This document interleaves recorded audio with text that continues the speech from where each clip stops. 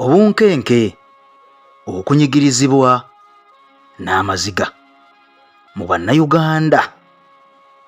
Oyinza okuba tobirabanga, oyinza okuba tobimanyi, oyinza okuba tonnaba biraba, naye nkuleetedde vidiyo luno olwaleero owulire era omanye lwaki oli mu mbeera gy'olimu.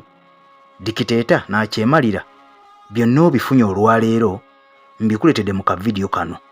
Sooka okalabe okakase ensi gy'olimu oba olina gy'ogenda. Kavidiyo kano kagenda kubeera kampi naye kakulu nnyo, n'obuwombeefu nkusaba okawulirize kaggweyo konna, kuba nkuleeteddemu kavidiyo weewulirireko naawe lwaki Uganda y'emu ku nsi ezasooka okufuna independence naye ate y'emu ku nsi ezisinga okubeera nga tezirina mirembe naddala mu bantu aba wansi. Lwaki Uganda omukulembeze waayo y'omu ku basinze okulwako ate nga we yajjira yagamba tayagala kwefaananyiza nga bakulembeze abo abeeremeza mu buyinza. Ono dikiteeta oba si dikiteeta?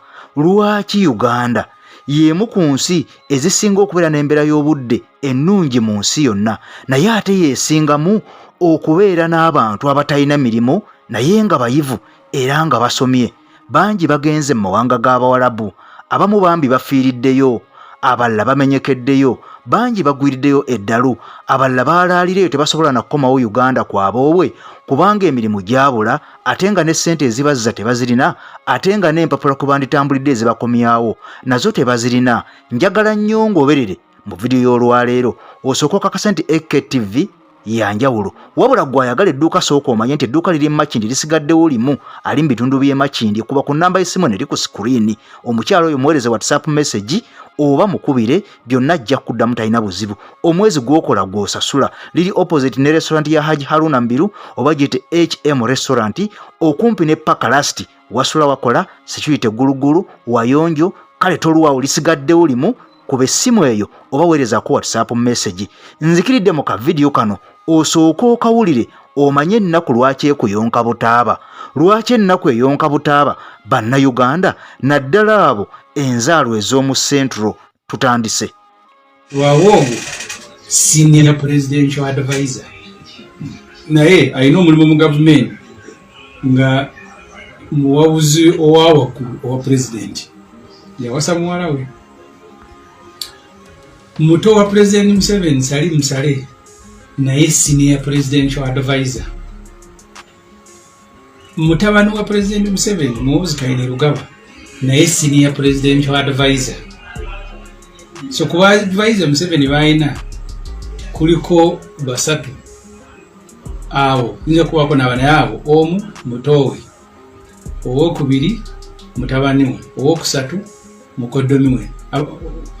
Aba mukoddomi we yawasa muwala wo. Mukoddomi we. Kati ekyo tekyetaagisa kugamba newobanga okutegeerako kumpi kikwetaagisa kumanya obuzibu Uganda bweyolekedde. Uganda yafuna obwetwaze mu mwaka gwali gwa 1962. Ssekabaka Muteesa yali pulezidenti w'eggwanga Uganda era yakwasibwa engabo okubeera nga addukanya ensi yaffe Uganda. Olwo nno eyasooka n'ebeera Buganda, oluvannyuma n'ebeera nga yeegasse wamu n'ebbulwamu Uganda ng'ogasse amawanga amalala gonna agaali gali okuliraana Uganda ge yalwanagananga nago. Ssekabaka Muteesa yakulembera Uganda mu bulungi wadde nga bwe yaleetanga Prime Minister we Milton Kawenkene Obote yamwefuulira era bambi musajja wattu n'amujja ku bukulembeze n'okwagala okumutta paka nga amututte mu buwaŋŋanguse mpaka Bungereza. Eyo gye yatuukanga embeera si nnungi era oluvannyuma omusajja ono Kawenkene Obote yamulumba ne Bungereza bw'atyo ng'ayita omu ku bakozi be yamuwa obutwa. Ssaabasajja bw'atyo Ssekabaka Muteesa n'akisa omukono era enjole ye yakomezebwawo e Uganda. Eyagikomyawo yali Alhaji Amin Dada Field Marshal eyayagalwa abantu ennyo wadde nga yali teyasoma. Era omukulembeze Idi Amin Dada y'omu ku bakulembeze abaafuga eggwanga Uganda nga tebakwatagana na buli bwanguzi. Mu ggwanga Uganda kiri ku likodi omukulembeze akyasinza okubeerako nga enguzi ekkidde ddala wansi ebitundu nga 10 ku buli 100, ebitundu 10 ye tetuukana mu bitundu 10 enguzi, ng'ebitongole bikola, ng'amalwaliro galina eddagala, ng'enguudo zikolwa ne ziwangaala, era nga buli sekita ya gavumenti ekola. Amin yali teyasoma, era Amin ye mukulembeze w'eggwanga Uganda asembayo okubeera nga teyali muyivu. Wabula ekisinga okwewuunyisa, Amin ye mukulembeze w'eggwanga Uganda omu ku baasinga okubeera nga bakolera eggwanga Uganda, wadde nga yabeerawo akaseera katono, era bingi bye yakola mu kaseera ko ke yamala, wadde nga yalina okuwakanyizibwa kungi, naddala abantu abo abaali batamukkiririzaamu, kw'ossa abo abaali bamusosola. Amin yayagala nnyo ensi ye, era mu bakulembeze b'eggwanga erya Uganda, omukulembeze akyasinza okwagala ensi ye yali Alhaji Idi Amin Dada Ssalongo Field Marshal, kubanga ono teyalekawo yadde ekizimbe nga kike, kubanga ono teyalekawo yadde poloti nga yiye mu Kampala oba wano wonna. Era tulinawo ojja kusonga ogambe nti awo wa Amin, nga bwe tulaba ennaku zino abakulembeze ng'owa UPC yalekawo ekizimbe, ate nga yamalako ebbanga teyali amanyi, yafugira emyaka gyali 10, yafuga Obote yasooka n'Obote 2, yalekawo ekizimbe. Abakulembeze nga abaliko kati ebizimbe babirina, naye Amin yalina omwoyo gw'eggwanga. Amalwaliro gaali gakola bulungi, amasomero gaali gasomesa bulungi, abasawo baali basasulwa bulungi, abasomesa baali basasulwa bulungi. Uganda leero yali ekola, UTC zaaliwo, era abaana baali basoma bulungi, ne ku institutions ennene ezaawaggulu zaali zikola bulungi, era abantu abaasomanga baafunanga emirimu mu ggwanga Uganda, era n'abasomesa baasasulwanga ssente zaabwe bulungi nnyo, era ng'omusaala gumala bulungi nnyo. Amin yagezaako okusitula ekonomi ye Uganda mu kugoba abayindi, n'okubeera nga yalwananga ye, wadde nga yalwananga omu, teyabeeranga n'abantu bamuyambako nnyo, bali awo bamuzinzi nnyo, era abaana baasomeranga bwereere okuviira ddala wansi mpaka ku yunivasite eri waggulu, ng'okusoma kwa bwereere ekitaliiwo ennaku zino. Ebyo nno si bye byatuleese mu vidiyo yaffe ey'olwaleero, kubanga saagala tulandagge. Vidiyo ogirabye gye nkutereddeko. Mwami Museveni, abamu ku baffamire ye abamwetoolodde abalina ebifo ebirala mu gavumenti, era nga byamaanyi nnyo bya ku ntikko, kikwewuunyisa, era be bamu ku bawi b'amagezi ate ababe.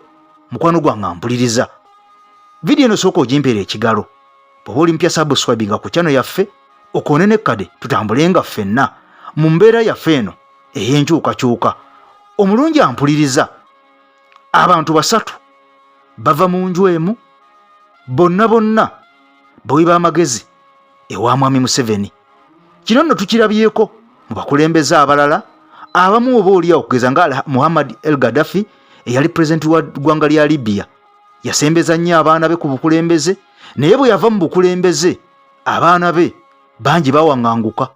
Waliwo eyattibwa, abalala bali mu Algeria, tebalina mirembe kubanga bayingira munda mu byobufuzi ebya kitaabwe ate n'avaako bubi.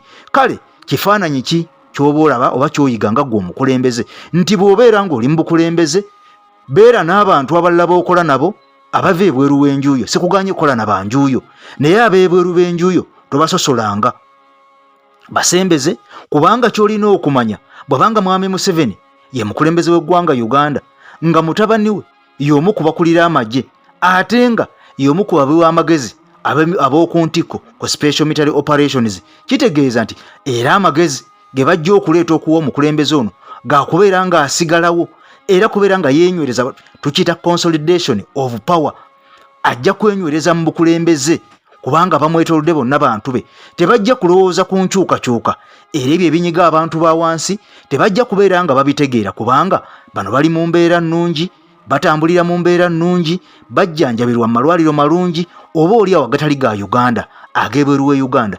Tebajja kusobola kubeera nga bamanya omuntu wa wansi anyigirizibwa atya, omuntu wa wansi asula n'asiiba, omwana w'omuntu wa wansi asoma ye fiiza azifuna atya, abaana b'abantu ba wansi bwe basoma ddala bamalako oba tebamalaako, abo abatuuse waggulu ne bamalako mu kunyigiriza okw'amaanyi ennyo, emirimu bagifuna oba tebagifuna. Twawulira Jeno Muhoozi Kainerugaba yavaayo n'akola statement yemu n'abuuza bannayuganda abagenda mu mawanga ag'Abarabu kiki ekibatwala eyo ddala ddala emirimu gye bakola eyo egy'obwa house girl oba giyita egy'obwakadaama mu Uganda tegiriiwo nga kiraga ki kiba kikuwa ekifaananyi nti omukulu ono akulidde mu bulamu bwa bbeeyi tamanyi bifa wansi ku ground tamanyi bifa wansi ku muntu wa wansi tamanyi oba bannayuganda tebalina mirimu tamanyi oba bannayuganda bafa omusujja buli lunaku tamanyi oba bannayuganda tebasanga ddagala mu malwaliro kale ono y'omu ku balowoozebwako mbu okubeera omukulembeze ow'eggwanga Uganda.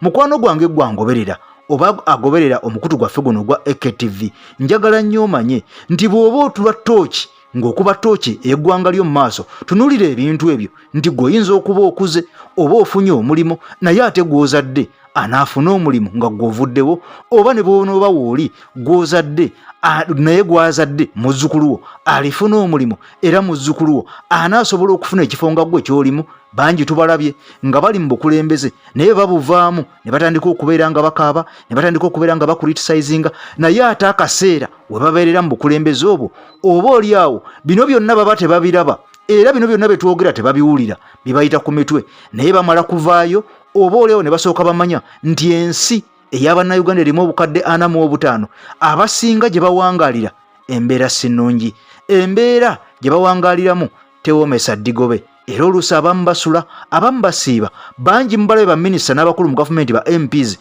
babawa amabaati okutwalira omuntu w'ekkalamojja ali mu mbeera embi atalina waasula talina waayegeka luba talina kyakulya amazzi akozesa mafu tebasoma tebalina kyakwambala naye amabaati ago omulungi ampuliriza baasalawo geegabanya bwe batyo ne bagakozesa bye baagala emmeme yaabwe byesiimye omuntu owa wansi teyafiibwako.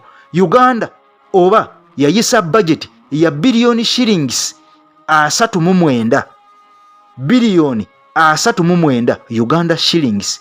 Essente ezo ziva mu ggwayo ky'obunyama ku kkubo ziva kuggwa asiba ku bodaboda yo ziva kuggwa akola mu saaluuni ziva kuggwa munnanga akola mu taxi ziva kuggwa alina ka restaurant gwalina edduuka omusolo gwe bakuggyako ne bwoba oguze kindaazi ne bwoba oguze paani sente zo z'owaayo ezo omusolo ogwo gugende mu bannayuganda mambuka abali obubi ko ne be yayisa obubi be yasala obubina omulungi ampuliriza ne babagulira amabaati ago gaagabanwa nga n'abamu ku bagagabana mulimu baminisita b'eggwanga Uganda kyannaku mulimu sipiika Anita Amongo akulira parliament ey'eggwanga Uganda kyannaku Ssaabaminisita w'eggwanga Uganda naye ebintu bino yabimanyaako naye oba oliawo yabibuusa amaaso. Minisita ow'essente oba ayisibwako ssente ezo era yaziyisa n'azigaba Matiya Kaseija y'omu ku baagabana essente zino oba y'omu ku baagabana amabaati gano. Omulungi ampuliriza Uganda yo yeeyo bwetyo bweyimiridde bwetyo bwefaanana tetujja kukowa kubeera nga tubabuusa tujja kubeera nga tubabuusa byetwogera obitwale oba obirekaawo olinde future y'omwana wo oba omuzzukulu wo owa gyeraga. Masa kutimbe gagadula EKTV n'obombefu nkusaba subscribing ku channel yaffe Kona ne Kade tusobole okubeera nga tutambula ffenna obutasubwa waakona. I sign out for now tukwatagane mu mwaka ddako. Bye bye.